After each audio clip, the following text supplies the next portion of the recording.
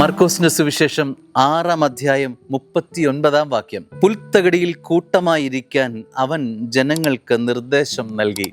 ഒരു വലിയ ജനക്കൂട്ടമാണ്, വിജന പ്രദേശമാണ്. അപ്പം ഭക്ഷിക്കാൻ നോക്കുമ്പോൾ കയ്യിലൊന്നുമില്ല.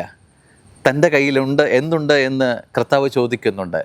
അപ്പവും മീനും എടുക്കാൻ പോയ ശിഷ്യന്മാർ തിരികെ വരാനിരിക്കുന്നേ ഉള്ളൂ.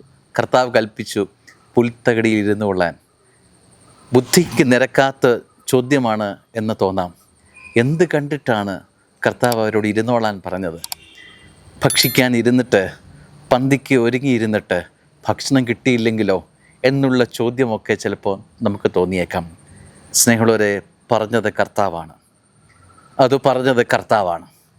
ഇരിക്കാൻ പറഞ്ഞത് കർത്താവാണെങ്കിൽ വിളമ്പാൻ കർത്താവിനറിയാം. അത് ഒന്നുമില്ലായ്മയിൽ വർദ്ധിപ്പിച്ച് പെരുകിയതിനെ അത്ഭുതമാക്കാൻ കർത്താവിനറിയാമെന്ന് കർത്താവ് പറഞ്ഞു പഠിപ്പിക്കുകയാണ്. മർക്കോസിന്റെ സുവിശേഷം നൽകുന്നതിൻ്റെ ബോധ്യമിതാ.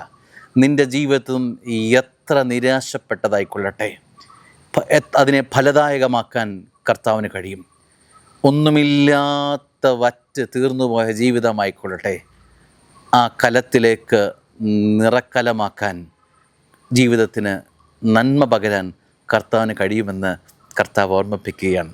അവർ ഭക്ഷിച്ച് തൃപ്തരായി എന്ന് വചനം പറയുകയാണ്.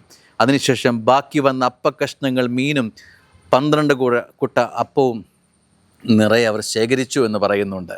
അപ്പം ഭക്ഷിച്ചവർ 5000 പുരുഷന്മാരായിരുന്നു എന്ന് പറയുന്നു. സ്നേഹമുള്ളവരെ, എന്തു ചെറിയൊരു കാര്യമാണ് സ്വർഗം വർദ്ധിപ്പിച്ചത്, സ്വർഗം തൊട്ടത്, സ്വർഗം ആശീർവദിച്ചത്.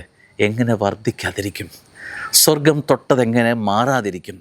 സ്വർഗം തൊട്ടതെങ്ങനെ രൂപാന്തരപ്പെടാതിരിക്കും? നിൻ്റെ ജീവിതത്തിൻ്റെ മേലെ സ്വർഗത്തിൻ്റെ കരമെടുത്തു വയ്ക്കാൻ വേണ്ടി പ്രാർത്ഥിക്കണം. ഈ അപ്പവും ഈ മീനും രൂപാന്തരപ്പെട്ട അത്ഭുതത്തിൻ്റെ കലവറ വിളമ്പാൻ തക്കവണ്ണം മാറ്റപ്പെട്ടതുപോലെ നിൻ്റെ ജീവിതത്തിലും ഈ വർധനവുണ്ടാകാൻ ഇത് മുഖാന്തരമാവട്ടെ. ആമേൻ.